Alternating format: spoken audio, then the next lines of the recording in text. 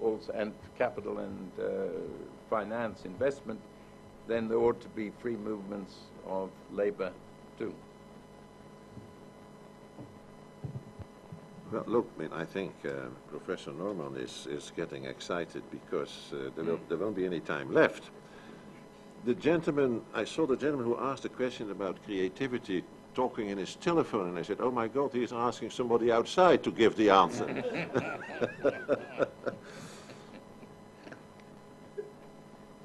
There is a lot of policy-oriented research going on in the world.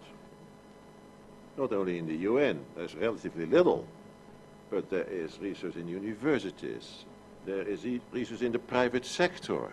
There's a lot of stuff going on. Once the UN has identified a global problem, whether it be finance or the environment or fragile states, once it has identified a global problem, it should lift all kinds of recruitment constraints for that specific problem.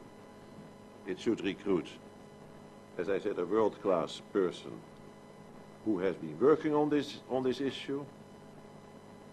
That person is, of course, known worldwide in the university, in the private sector, and he should be able not only to recruit the core group he wants, or she wants, but he will be able, or she will be able to establish contact with the different organizations, universities, NGOs that work in this area. For those of you who are interested in reading a little bit more about it than we have done in our book, there is a former vice president of the World Bank. Let us say something nice about the World Bank. Now, of course, there are more than 30 vice presidents in the World Bank. This is Jean-François Richard, R-I-S-C-H-A-R-D, Jean-François Richard, who published a book a couple of years ago called High Noon, 20 Problems, 20 Years to Solve Them. And he goes into a certain amount of detail.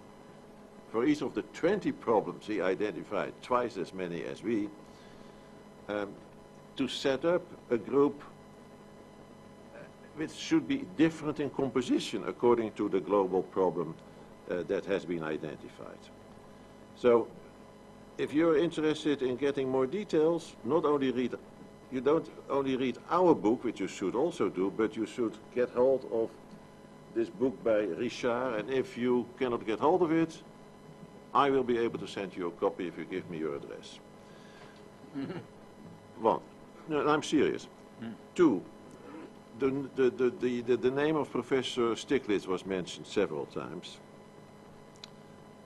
And you know what he proposed the other day? In an article published in the International Labor Review, he said, if 700 billion of this American stimulus program, if 700 of the 780, 700 billion were used to set up a public global bank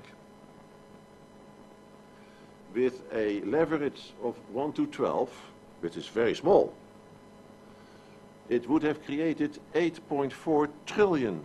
Now, what about stimulating global demand? Here is another simple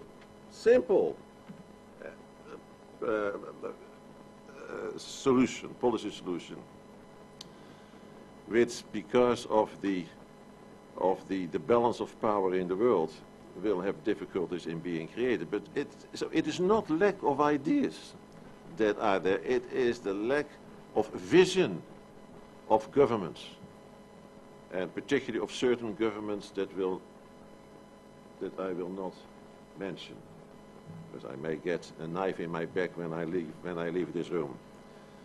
And on the migration issue, you should get hold of the latest, it's the latest human development report.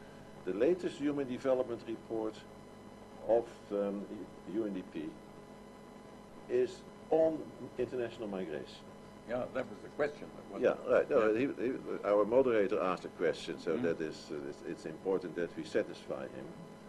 Because you see, look, it's interesting. We mentioned UN organizations if they have had an idea.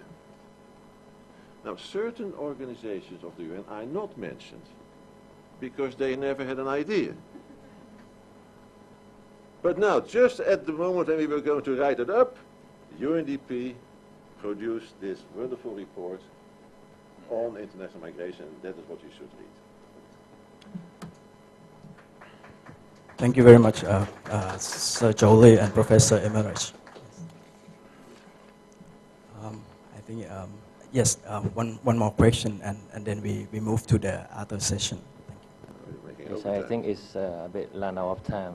Sir Richard and Professor Louis. My name is Somchai from Thai Oil Ethanol. Just would like to look at the challenge. One of the challenge of UN in the future, I think, is quite important to look at this one, the strengthening global governance in a multipolar world. In your challenge, you already can see how difficult in this challenge, because there are so many parts of the world, and the strengthening, it should come from the responsibility and the authority together to govern the world, and definitely it should be accepted by the world as well. And you have also mentioned about the first UN that should involve more in the structure of the UN. I mean, probably because the first UN is the most powerful part of UN, and they can get involved in the structure or have some more responsibility or authority in the UN structure itself. I don't know, is it possible to make this challenge come true? Because it looks to be the most important one.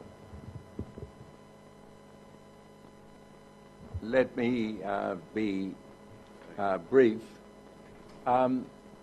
Global governance is an issue where I think there's a big intellectual challenge, because a large part of the writing on global governance is by international relations experts and political scientists. And at least as an economist, what I observe is they've focused mostly on the difficulties and the conceptual problem, which has often been defined by some very distinguished American international relations experts. Global governance is governance without a government. It's almost a negative. And as economists, Louis and I have tended to argue with our Tom Weiss, our co-director, what are you going to do globally about